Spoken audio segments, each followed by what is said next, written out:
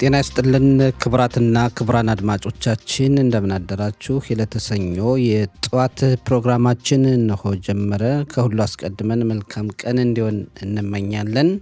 ዛሬ ዕለቱ እንደ ዕብራውያን ዘመን አቆጣጠር ዮም ሸኒ ካፍ ዛይን በአብ ታፍሽን ፔቫብ ሲሆን እንደ አውሮፓውያን ዘመን አቆጣጠር ኦገስት 10 ቀን 2026 ዓ.ም ነው። እንደ ኢትዮጵያን ዘመን አቆጣጠር ደግሞ ነሐሴ 4 ቀን 2018 ዓ.ም ነው። የቴክኒክ ባለሙያችን ሮኔን ዳሃን ሲሆን የስቱዲዮ ተረኛ አስተናጋጆች ወርቅነሽ እሸቴና ሰጠኝ ዘመነንን። የተከበራችሁ አድማጮቻችን በቅድሚያ የሰዓቱን ዜና እናቀርብና እዛም የጋዜጦቻም ወቅታዊ ዘገባና ቃለ ምልልሶች እናቀርባለን። ቆይታችሁ እስከ ፕሮግራማችን መጨረሻ ድረስ ከኛ ጋር እንዲሆን አስቀድመን እንጋብዛለን።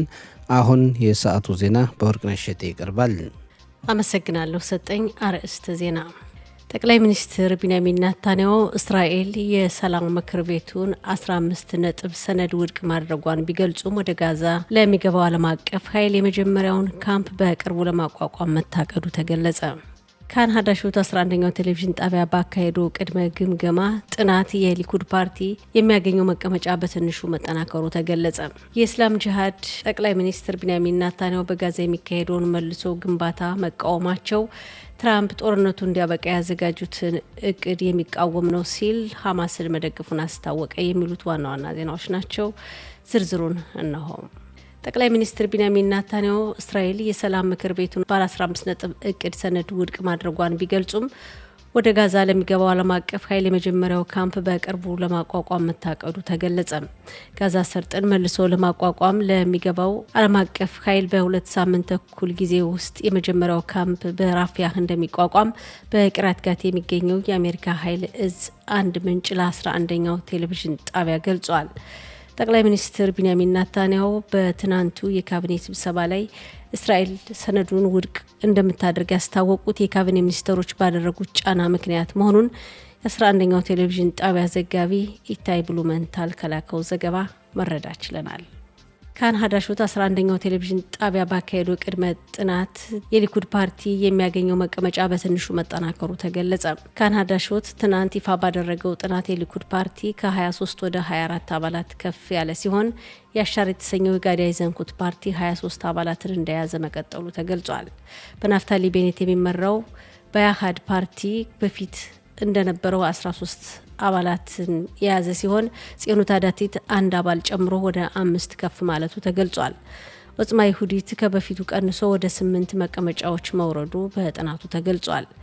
ዲሞክራቲም የተሰኘው በ2 አባላት ጨምሮ 10 መቀመጫዎችን እንደሚያገኝ በጥናቱ የተገለጸ ሲሆን እስራኤል ቤቴኑ አንድ ጨምሮ 11፣ ራም የተሰኘው የአረብ ማህበረሰቦችን የሚወክለው ፓርቲ ወደ 6 አባላት ከፍ ያለ ሲሆን የኔታንያሁ ቡድን 53 አባላትን የሚያገኝ እንደሆነና የአይዘንኩት ደግሞ የአረብ ፓርቲዎችን ሳይጨምር 56 መቀመጫዎችን በክነሴት እንደሚያገኝ ተገልጿል። ከዚህ ጋር ተያይዞ የሂሊ ትሮፐርና የጊላድ አርዳን ፓርቲዎች ወደ ክነሴት የሚያስገባ ድምጽ እንደማያገኙ ትናንት በተካሄደው ወይም ይፋ በሆነው ጥናት ተገልጿል። ኢስላም ጂሃድ ጠቅላይ ሚኒስትር ኔታንያሁ በጋዛ የሚካሄደውን መልሶ ግንባታ መቃወማቸው ትራምፕ ጦርነቱን እንዲያበቃ ያዘጋጁትን እቅድ መቃወም ነው ሲል የሐማስን ሀሳብ መደገፉን አስታወቀ። ኢስላም ጂሃድ ባወጣው መልእክት በጋዛ ሰርጥ የተኩስ አቁም ስምምነት ውሉ ሲፈረም የተጠለፉ እስራኤላውያን እንዲለቀቁ አድርጓል። ነገር ግን በቦታው የጋዛ ነዋሪዎችን እልቂት አላስቆመም ብሏል። የኢስላም ጂሃድ በተጨማሪም የሰላም ምክር ቤቱ ስራ አስኪያጅ ኒኮላይ ሚላድኖቭ ለኔታንያሁ የተኩስ አቁም ስምምነቱን እንዲጥሱ ይፈቅዳሉ በማለት የወቀሰ ሲሆን የትራምፕ መንግስትም እስራኤልን ስላልተቃወመ ሊተች ይገባዋል ብሏል። የእስራኤል መከላከያ ሰራዊት ከ5 ወራት በፊት ይሁዳ ሸርማንን የገደለውን አሸባሪ ዳአስ ሐሰንን ቤት ለማፍረስ መዘጋጀቱ ተገለጸ። ዳአስ ሐሰን ከ5 ወራት በፊት ቤት አምሪን በተባለው ሰፈር ባደረሰው የሽብር ጥቃት ይሁዳ ሸርማንን ሲገድል ሌላ አንድ ተጨማሪ ዜጋ ማቁሰሉ ይታወሳል። መከላከያ ሰራዊቱ ያወጣው መልእክት ለአሸባሪው ቤተሰቦች የተላለፈ ሲሆን ቤተሰቦቹ በጉዳዩ ይግባኝ መጠየቅ እንደሚችሉ ተነግሯቸዋል ተብሏል። የእሳት አደጋ ኮሚሽን ጽህፈት ቤት በተፈጠረው ከባድ ሙቀት ምክንያት የእሳት ቃጠሎ ይነሳል በሚል ስጋት ህዝቡ ከፍተኛ ጥንቃቄ እንዲያደርግ ጥሪ ያቀረበ ተባለ። በሀገር አቀፍ ደረጃ ክፍት ቦታዎች ላይ እሳት ማቃጠል እንደማይቻል የወጣው እገዳ ቢያንስ እስከያዝነው ወር መጨረሻ ስራ ላይ እንደሚቆይ ተገልጿል። የእሳት አደጋ ተከላካይ ኮሚሽን ትንሽ ብልጭታ ከባድ ወይም ታላቅ ቃጠሎ እንደሚፈጥር በማሳሰብ ሲጋራ የሚያጨሱ ዜጎች የተለኮሰ ሲጋራን ክፍት ቦታ ላይ እንዳይጥሉ አሳስቧል። ዜጎች የእሳት ቃጠሎ ወይም ጭስ ሲያዩ በፍጥነት ወደ 102 ወይም 102 ቁጥር ደውለው ለእሳት አደጋ ቢሮ ማሳወቅ እንዳለባቸውም ኮሚሽኑ በድጋሚ ለዜጎች አሳስቧል። በአሜሪካ ኒው ጀርሲ በሚገኘው የፕሬዝዳንት ትራምፕ የጎልፍ መጫወቻ ሜዳ አቅራቢያ በተከለከለ የአየር ክልል የገቡ 2 የሲቪል አይሮፕላኖች አቅጣጫ ቀይረው ወደ ሌላ አቅጣጫ እንዲበሩ ተደረገ ተባለ። አይሮፕላኖችን 2 F-16 የጦር አይሮፕላን የተከተሏቸው መሆኑን ከደረሰን ዘገባ መረዳት ችለናል።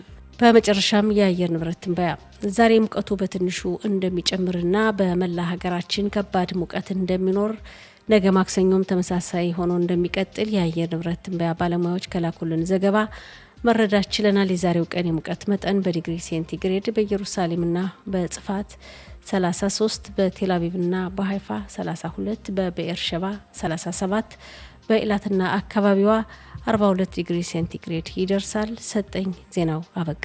ወርቅነሽ ለዜናው እናመሰግናለን።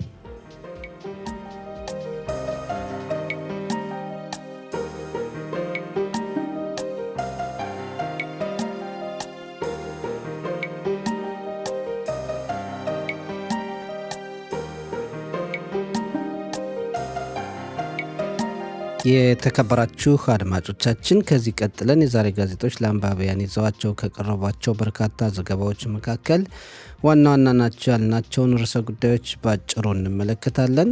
የማሪብ ጋዜጣ በዛሬ ዘገባው ትልቅ ትኩረት የሰጠው ጠቅላይ ሚኒስትር ቢንያሚን ኔታንያሁ የጋዛ ሰርጥ የሰላም ምክር ቤት ያቀረባቸውን ባለ 15 ነጥብ ሀሳቦች እስራኤል የማትቀበላቸው መሆኑን ትላንት ማስታወቃቸውን ነው።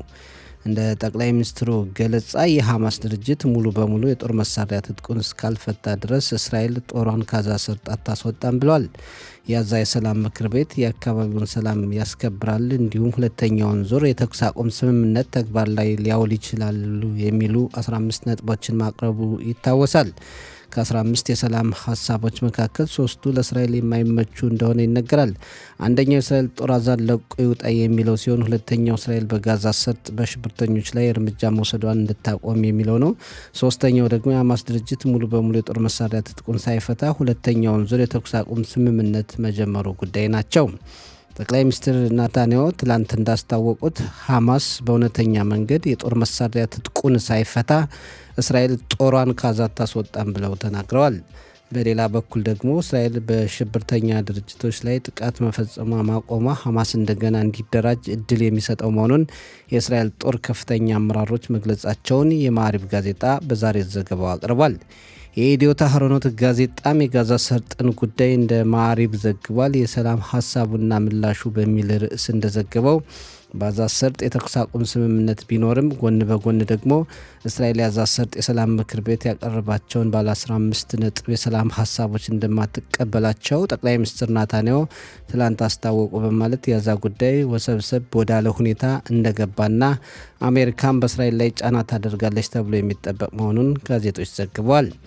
የሐሬጽ ጋዜጣም የጋዛን ጉዳይ ዘግቧል። ጠቅላይ ሚኒስትር ኔታንያሁ የጋዛ ሰርጥ የሰላም ምክር ቤቱን 15 የሰላም ሀሳቦች የማይቀበሉ መሆኑን ትላንት አስታውቀዋል። ኔታንያሁ ጊዜ ለመውሰድ እየጣሩ ነው። ጠቅላይ ሚኒስትሩ አንዱ ከሌላው የሚጋጩ ሀሳቦችን ይሰነዝራሉ። ጠቅላይ ሚኒስትሩ በትላንትናው የመንግስት ስብሰባ ወቅት ነው እስራኤል የጋዛ ሰርጡን የሰላም ምክር ቤት ሀሳቦች የማትቀበላቸው መሆኑን ያስታወቁት። በአንድ በኩል የአሜሪካው ፕሬዝዳንት ዶናልድ ትራምፕ የጋዛ ሰርጥን መልሶ ለመገንባት ወሳኝ እርምጃዎች እንዲፈጸሙ እየጣሩ ነው።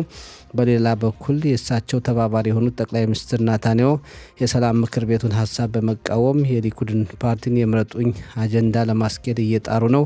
ናታንያሁ ትላንት የሰጡት መግለጫ የመከላከያ ሰራዊቱ በከፊል ካዛ ራፊያ አካባቢ እንዲወጣ ያለውን ዝግጅት በተመለከተ ሊያስኬድ ይችላል። እንዴት ሊያስኬድ ይችላል? በራፊያ አካባቢ ዓለም አቀፍ ሰላም አስከባሪ በማስፈሩ አዛን መልሶ ለማቋቋም እቅድ አለ በማለት ሀሬት ስላዛ ያለውን ውስብስብ ሁኔታ ዘግቧል። የእስራኤል አየም ጋዜጣን በበኩሉ የእስራኤል የፖለቲካው አመራር ጋዛ ሰርጥን በተመለከተ በየቀኑ ሪፖርት እንዲቀርብለት በመጠየቁ የተኩስ አቁም ስምምነቱ መጣሱን በየቀኑ እያስታወቀ ነው። ጦሩ ባለፉት 24 ሰዓታት ብቻ 95 የተኩስ አቁም ስምምነት ጥሰቶች ነበሩ። ከነዚህ መካከል 14ቱ የተለያዩ ክስተቶች የታዩባቸው ናቸው። ሐማስ ስምምነቶችን መጣሱን እስራኤል ለአሜሪካ አስታውቃለች። የእስራኤል ጦር ከጋዛ ሰርጥ ለቆ በመውጣቱ ዙሪያ በኢየሩሳሌምና ዋሽንግተን መካከል የሀሳብ ልዩነቶች አሉ ብሏል ጋዜጣው። ጠቅላይ ሚኒስትር ናታንያሁ የጋዛ ሰርጥ የሰላም ምክር ቤትን 15 የሰላም ሀሳቦች ውድቅ አድርገዋል። በእስራኤል ወታደሮች ላይ ጥቃት ለመፈጸም የሚሞከር ከሆነ እርምጃ መውሰዳችን እንቀጥላለን ማለታቸውን የእስራኤል አየም ጋዜጣ በዛሬ ዘገባው ተመልክቷል። እስራኤል የጋዛ ሰርጥ የሰላም ምክር ቤቱን ሀሳብ ውድቅ ማድረጓን ተከትሎ ሐማስ ትላንት ባወጣው መግለጫ ሁለተኛው ዙር የተኩስ አቁም ስምምነት ሙሉ በሙሉ ተግባር ላይ እንዲውል እንጠይቃለን። የእስራኤል ጦር አዛን መለቆ መውጣት አለበት። የመተላለፊያ ኬላዎችን መከፈት ይገባቸዋል። የሰብአዊ እርዳታ በብዛት እንዲገባ እንጠይቃለን። የተፈናቀሉ ፍልስጤማውያን መጠለያ እንዲያገኙና የጋዛ ሰርጥ መልሶ ግንባታ እንዲጀመር አሳስቦ የጋዛ ሰርጥ የሙያተኞች አካል የአካባቢውን ጉዳይ እንዲመራ መፍቀድ ይገባል ካለ በኋላ ሐማስ ከጋዛ ሰርጥ የሰላም ምክር ቤት ጋር ትብብሩን አጠናክሮ የሚቀጥል መሆኑን አስታውቋል። የእስላም ጂሃድ ድርጅትም የሐማስን ሀሳብ አጠናክሮ እስራኤል የሰላም ምክር ቤቱን ሀሳብ አለመቀበሏ የትራምፕን የሰላም እቅድ ውድቅ ማድረግ ነው በማለት ነቅፏል።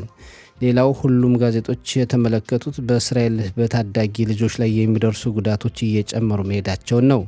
አሶን ሮዴፍ አሶን በሚል አደጋን እየተከተለ ጉዳት እያደረሰ ነው በሚል ርዕስ ማዕሬብም ሆነ ኢዲዮት አህሮነት እንዲሁም ሌሎች ጋዜጦች ዛሬ ባቀረቡት ዘገባ ትላንት ቀን 1 ሰዓት ከ43 ደቂቃ ላይ በሎድ ከተማ በጻሌል ዳቪድ ጊለር የተባለ የ5 ዓመት ልጅ በመኪና ውስጥ ለ2 ሰዓታት ተኩል ያክል ተረስቶ በከባድ ሁኔታ ተጎድቶ ወደ ሆስፒታል ቢወሰድም ሕይወቱ አልፏል።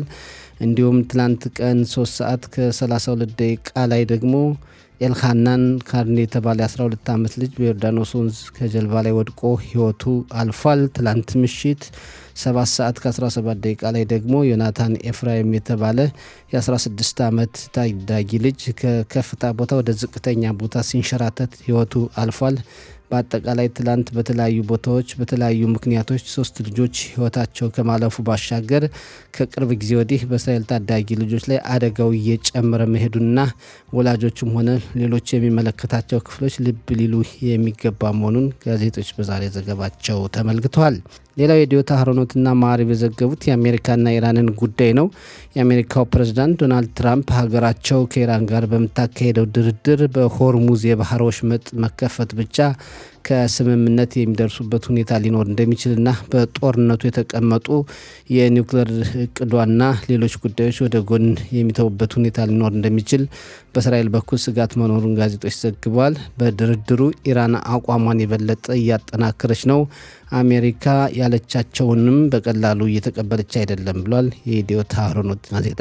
ማዕሬብ በዛሬ ዘገባው በስፋት ካቀረባቸው መካከል አንዱ በግሪክ እስራኤልን በመቃወም ትላንት የተካሄዱ ሰላማዊ ሰልፎችን ነው። ፍልስጤማውያንን የሚደግፉ የሀገሪቱ ዜጎች ትላንት ከ100 በላይ በሚሆኑ የተለያዩ የግሪክ ቦታዎች የተቃውሞ ሰልፎችን አካሂደዋል።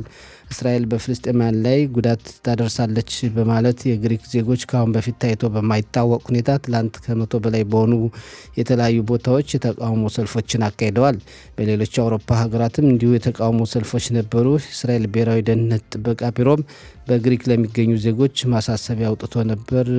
ተጠንቀቁ፣ በዚህ ሰላማዊ ሰልፍ በሚካሄድባቸው አካባቢዎች አትቅረቡ በማለት ማሳሰቡን ጋዜጦች በዛሬ ዘገባቸው ተመልክተዋል።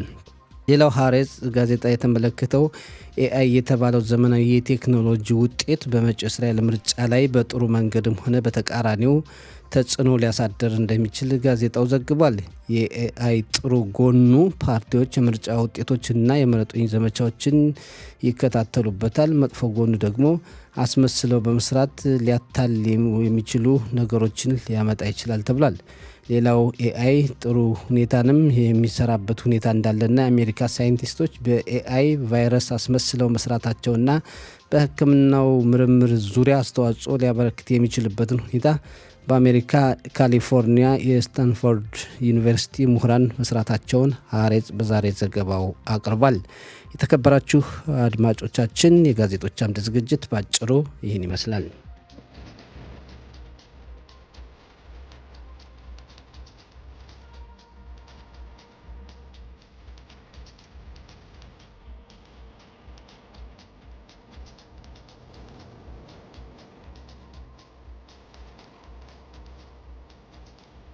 የተከበራችሁ አድማጮቻችን አሁን ወቅታዊ ዘገባ የምናቀርብበት ሰዓት ነው። ወርቅነሽ በድጋሚ እንዴት አደርሽ? እግዚአብሔር ይመስገን። እንዴት አደርክ ሰጠኝ?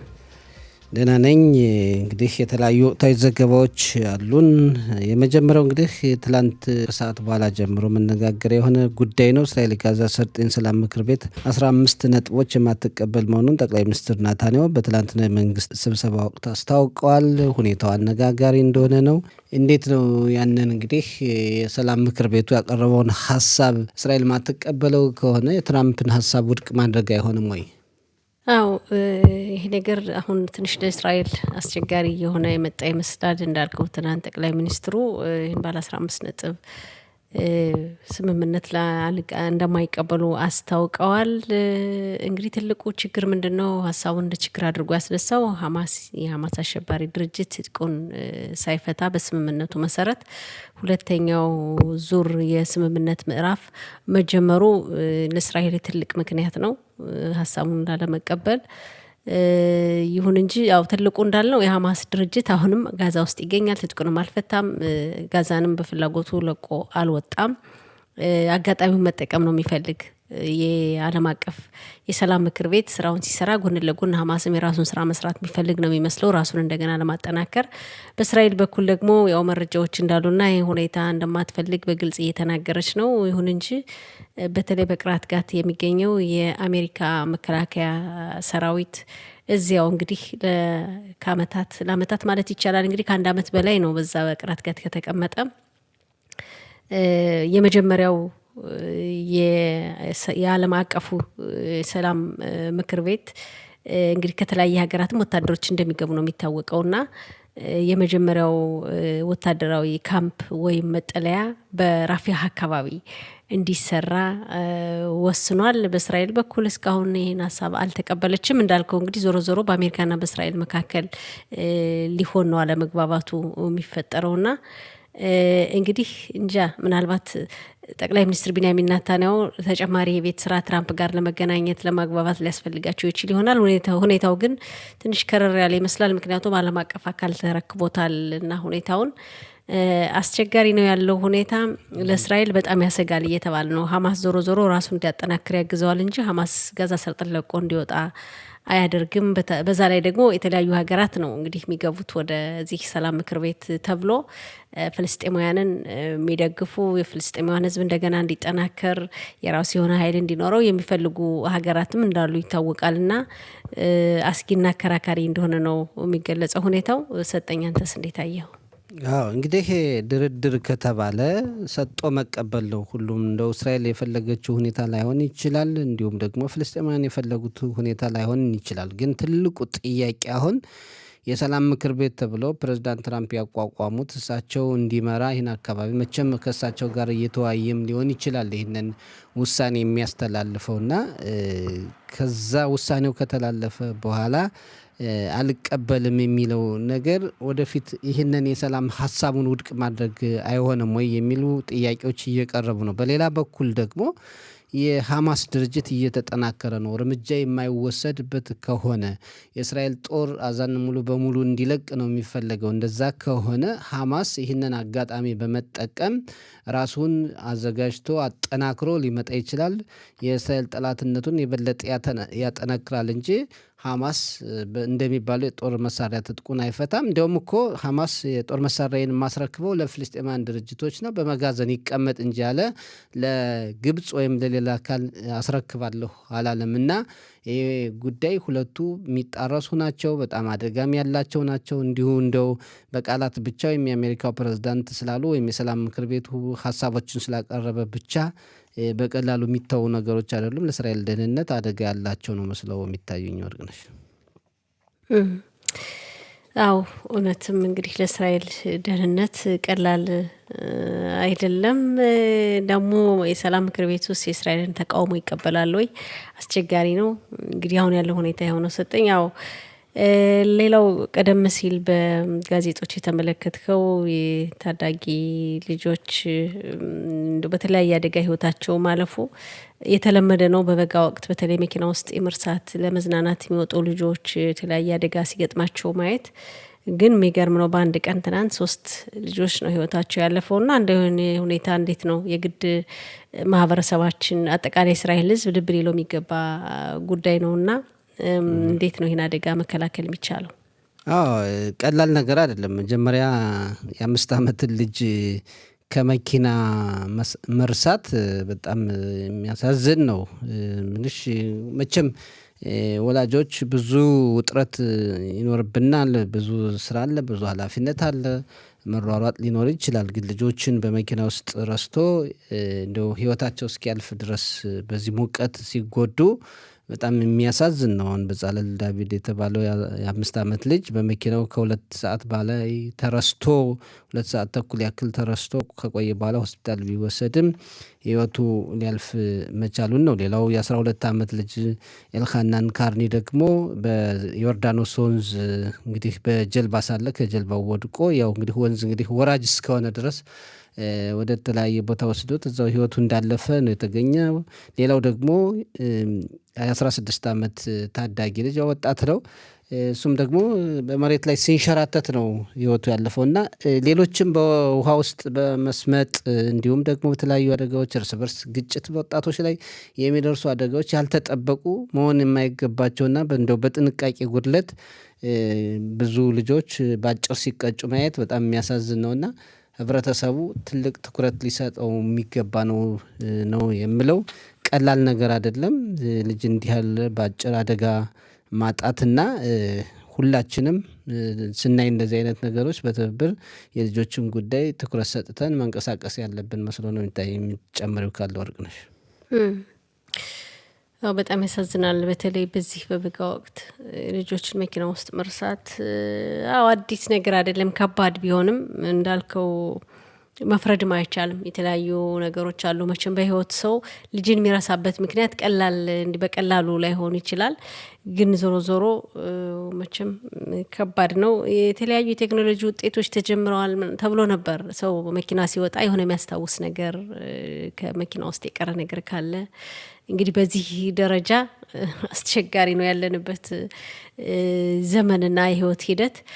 እንደዛ አይነት ነገሮች ቢኖሩ መልካም ነበር እንጂ እንግዲህ 5 ዓመት ልጅ እንዳልከው ወይ ተኝቶ ሊሆን ይችላል ከነሲያ ያው ከጉዞ በኋላ ደክሞት ይሆናል። ወላጅ ደግሞ እንዲሁ በችኮላ ወደ ጉዳዩ ይሮጣል። መጨረሻ ላይ ግን ውጤቱ በዚህ ደረጃ በጣም ልብ የሚሰብር ነው። በተቻለ መጠን እኔ ላይ አይደርስም ማለት አይገባም። እንደው ሁሉም ሰው ጥንቃቄ ሊያደርግ ይገባል። ይሄ አየር ጸባይ ደግሞ በጣም ከባድ ነው። እንኳን መኪና ውስጥ ተረስቶ ሰው ውጭም እንዲሁ ዝም ብሎ የተወሰነ ደቂቃ መቆም የሚቻል አይመስለኝም። እንደው ያለ መከላከያ ጥንቃቄ ማድረጉ መልካም ነው ከማለት ውጭ በዚህ ርዕሰ ጉዳይ ምን እንላለን? ከባድ ጥንቃቄ ማድረግ ያስፈልጋል። ሁሉም ሰው ጥንቃቄ፣ ልጆች አብረው ሲሄዱ ያሉበትን ሁኔታ መከታተል፣ እንዳይጠፉም ችግር ውስጥ እንዳይገቡም የተለያየ ቦታ ሲሄዱም ክትትል ማድረግ ያስፈልጋል።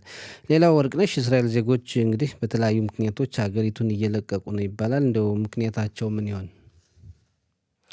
እስራኤል ዜጎች በተለያየ ምክንያታው እንግዲህ ከሀገር እየለቀቁ ወደ ተለያዩ ሀገራት ይሰደዳል እንበል ይሄዳሉ።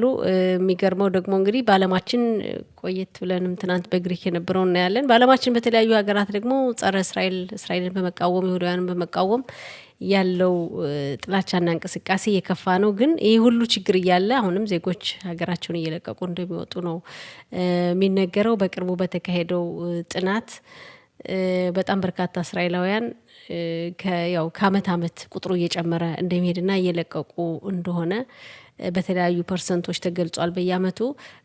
አሁን ደግሞ በቅርቡ ከሚካሄደው ምርጫ በኋላ ምናልባት የምርጫው ውጤት ተጽዕኖ እንደሚያሳድር ሀገር በመልቀቁ ጉዳይ እንግዲህ በዜጎች ላይ የምርጫው ውጤት የበለጠ እንዲለቁም ሊያደርጋቸው ይችላል ወይ ደግሞ እንዲረጋጉ ሊያደርግ ይችላል ዜጎችን የሚል ዘገባ ወጥቷል። በሚገርም ሁኔታ ግን በውጭ ሀገር ያለው ተቃውሞ እንዳለ ቢሆንም እየተባባሰ ቢሄድም እስራኤላውያን አሁንም እየለቀቁ ወደ ተለያዩ ሀገራት እየሄዱ እንደሆነ ነው የሚነገረው። ምክንያቱ ግን የተለያዩ ምክንያቶች ይኖራል። እዚህ ያለው የሰላም እጦት፣ ተረጋግቶ የመኖር የኑሮ ውድነት፣ የተለያየ ሙያ ያላቸው ዜጎች ውጭ ሀገር ሂደው ሰርተው የሚያገኙት በሙያቸው የሚከፈላቸው ገንዘብና እዚህ ሀገር የሚከፈላቸው ገንዘብ ተመሳሳይ ላይሆን ይችላል። በውጭ የተለያዩ የተሻሉ ጥቅማ ጥቅሞች ሊኖሩ ይችላሉ። ለኑሮ ለተለያየ ሁኔታ እንግዲህ የተሻለ ነገር ይኖራልና በእነዚህና በሌሎች ምክንያት እስራኤልን የሚለቁ ዜጎች እየበዙ ከአመት አመት እየተበራከተ እንደሚሄድ ተገልጿል። ሰጠኝ አንተ የምትጨምረው በዚህ ርዕሰ ጉዳይ? አዎ ምክንያታቸው ብዙ ነው። እዚህ ያለው ፖለቲካም ያለመመቸት፣ የዚህ የስራ ሁኔታም በተለይ ደግሞ የሕክምና ዶክተሮች በብዛት እንደሚለቁ ነው። አሁን እንግዲህ ከቀረቡ በቅርቡ ጊዜ የካንም ይፋ ካደረገው መረጃ በ2025 ዓ ም ብቻ ከ90 ሺህ በላይ ዜጎች ሀገሪቱን ለቀው ወደ ውጭ ሀገራት እንደሄዱ ነው። ከ2023 እስከ 2025 ዓ ም ድረስ ወደ 268 ሺህ ዜጎች ሀገሪቱን እንደለቀቁ ነው የተገለጸውና ወደ ውጭ ሀገር መኖር የጀመሩት በውጭ ሀገር ሂደው ማለት ነው። በሌላ በኩል ደግሞ አዲስ ገቢዎች ይመጣሉ። ጦርነቱን ሌላውን ችግር ሳይፈሩ ከአውሮፓ ወደ እስራኤል የሚመጡ አዲስ ገቢዎች አሉ። ግን ቁጥራቸው 1/3 የሚሆን ነው ከተገለጸው እና ብዙ ምክንያቶች አሉ። ለዚህ ደግሞ መስራት ያስፈልጋል የሚሉ መረጃዎች በየጊዜው ይቀርባሉ። በተለይ ብዙ እስራኤል ያስተማራቻቸው ምሁራን እዚህ ያላቸው የህይወት ሁኔታ ትንሽ ገቢው የማነሱ ሁኔታና ያለው ክብደት አልመቻቸው ሲሉ ጥለው የሚሄዱበት ሁኔታ ስላለ እስራኤል መንግስትም የሚመለከታቸው ክፍሎችም መስራት እንዳለባቸው ይነገራል። እንግዲህ ይሄ ያለ ነው። እርግጥ ከአንዱ ሀገር ወደ አንዱ ሀገር መሄድ ግን እስራኤል ብዙ ሰው በሚያስፈልጋት ጊዜ በተለይ የተማሩትና የሚጠቅሟት ዜጎች እየጣሏት ከሄዱ ጥሩ ነው ብለን አላስብም። ግን ዜጎች ከቦታ ቦታ መዘዋወር የተለመደ ነው። በእስራኤል ብቻ ሳይሆን በሌላው ዓለምም ያለ ነው። ግን ደግሞ ለእስራኤል በጣም እጅግ ጠቃሚ የሆኑትን ማስቀመጡ በተለይ በሕክምና ዶክተሮች በኩል ብዙ ጥረት አለ እንደምናየው። በሌላው ቴክኖሎጂም ሰጠኝ ስታይ አሁን በዓለም ላይ በተለይ ይሄ አዋርድ ዓለም አቀፍ ሽልማቶችን በተለያየ ዘርፍ የሚሸለሙ ይሁዳውያን ናቸው ይባላል። ግን ሲጠና በተለያየ ምክንያት እስራኤልን ለቀው የሄዱ እስራኤል ውስጥ ያልተመቻቸው ምሁራን ናቸው። እስራኤል ዜግነት ያላቸው ይሁዳውያን እስራኤል ሀገር የተማሩ ሌላ ቦታ ሄደው እኮ የዓለም አቀፍ ሽልማትን አሸንፈው እየተሸለሙ ነው። እስራኤል ሀገር ግን ባለው ሁኔታ አልተመቻቸውም ወይም ብዙም የተቀባይነቱ ያን ያህል ይሆናል እና እንዳልከው በተለይ እንዲህ አይነት ምሁሮችን እስራኤል ካስተማረች በኋላ ማጣት በጣም ከባድ ነውና ለወደፊት እድገቷ ለእስራኤል እንዳልከው 11ኛው ቴሌቪዥን ጣቢያ ባካሄደው ጥናት በጥናቱ ከተጠየቁ ሰዎች መካከል ከሶስቱ መካከል አንዱ እስራኤል ሀገርን ለቆ የሄደ ሰው ያውቃል።